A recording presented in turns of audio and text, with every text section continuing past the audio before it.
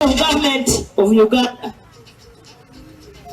under the wise leadership of His Excellency General Yoweri Kaguta Museveni, Kakumiro nemwe ahari za districts yo mu Uganda hezuru kukira yo kwesimisa government ya NRM ahabo buhereza n'entunguka kandi abebembezi hamwe n'abaturo mu district entunguka nibagireba kandi bagikwataho district ege kabaneteganisibwa ekizubu kibura lya maizi abantu bari kunywa amaizi geiziba hamwe nente kandi abandi bari kutambura ingendo ndingwa okuza ahari za Naikondo baita bwa hati Kakumiro nemwe ahari za district CS government ehwereire n'amaizi gesheke agarutsindwa amashanyarazi gizo to continue socio-economic transformation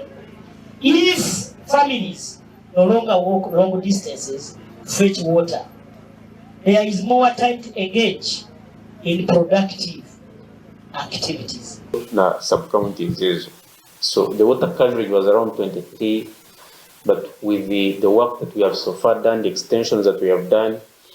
we have been in position to slightly improve to about 40%. Ahabwe kizubu cy'amaizi government ekareta n'ekitongore cy'amaizi cya National Water and Sewage Corporation mu Kakumiro kandi bwa hati heshonga z'amaizi ziriyo neziterera distance y'abantu batambura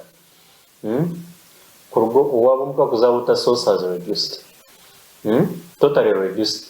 umuntu twabina tambura 500 meters to kilometer kuzabwa tungamezi that distance has reduced and that time has been saved and diverted to do other productive ventures. Tubusinge no bugwaje hamwe no bumwe okusinga NRM kandi champion wacho ni His Excellency General Yoweri Kaguta Museveni. Ekya kabiri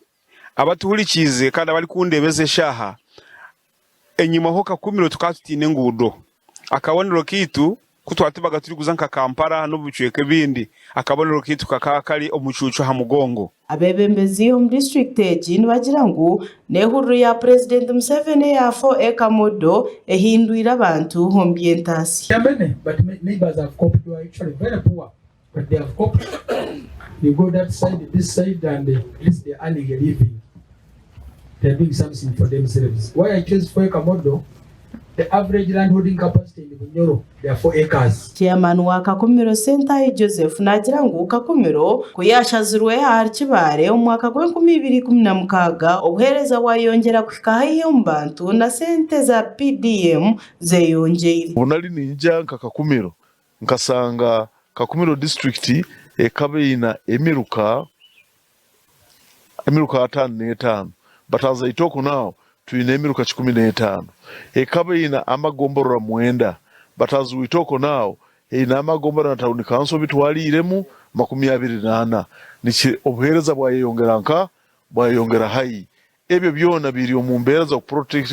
protect against okurigirira bebembezi obusinge hamwe no bumwe nguto hebyamagara hebyo bwegese amashanyarazi hamwe no bundo buhereza byona byeyongeye. Bonali ninja Kakumiro nkasanga Kakumiro district ekabeina emiruka